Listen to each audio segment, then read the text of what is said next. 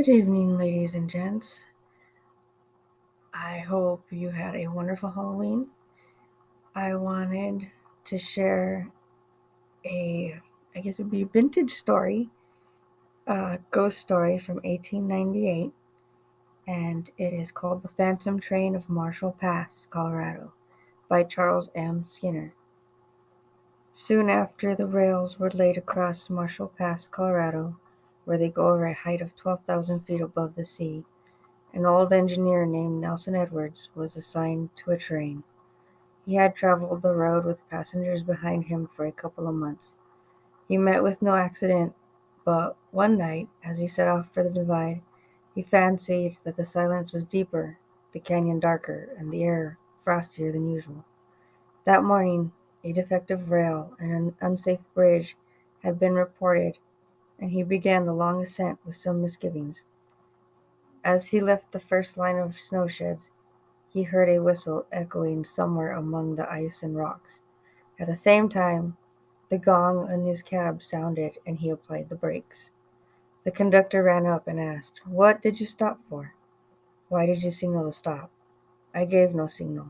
Pull her open and light out, for we've got to pass number 19 at the switches, and there's a wild train coming behind us."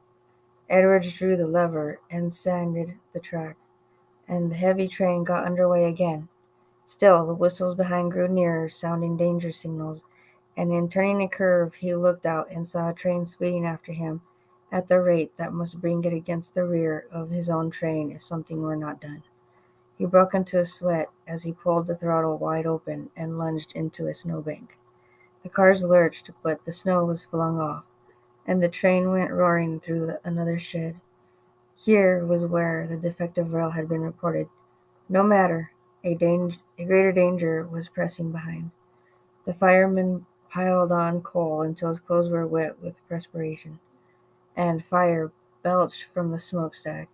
The passengers, too, having been warned of their peril, had dressed and were anxiously watching as the windows for talk went among them that the mad engineer was driving the train behind. As Edwards crossed the summit, he shut off steam and surrendered his train to the force of gravity. Looking back, he could see by the faint light from the new snow that the driving wheels on the rear engine were bigger than his own, and that a tall figure stood atop of the cars and gestured frantically. At a sharp turn in the track, he found the other train but 200 yards behind, and as he swept around the curve, the engineer, who was chasing him, leaned from his window and laughed. His face was like dough. Snow was falling and had begun to drift in the hollows, but the trains flew on, bridges shook as they thundered across them.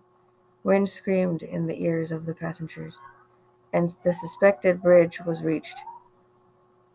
Edward's heart was in his throat, but he seemed to clear the chasm by a bound.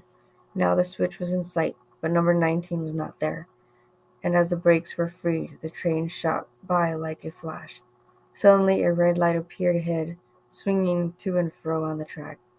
They also run into something behind them, so as to crash into an obstacle ahead. He heard the whistle of the pursuing locomotive yelp behind him, yet he reversed the lever and put on the brakes, and for a few seconds lived in a hell of dread. Hearing no sound now, he glanced back, and saw the wild train almost leap up upon his own, yet just before it touched it, the track seemed to spread, the engine toppled from the bank, and the whole train rolled into the canyon and vanished. Edwards shuddered and listened. No cry of hurt men or hiss of steam came up. Nothing but the groan of the wind as it rolled through the black depth. The lantern ahead, too, had disappeared. Now another danger impended, and there was no time to linger, for number 19 might be on its way ahead if he did not reach the second switch before it moved out. The mad run was resumed, and as the second switch was reached in time, as Edwards was finishing the run to Green River, which he reached in the morning ahead of schedule, he found written in the frost of his cab window these words: A freight train was wrecked, as you saw. Now that you saw it, you will never make another run. The engine was not under control.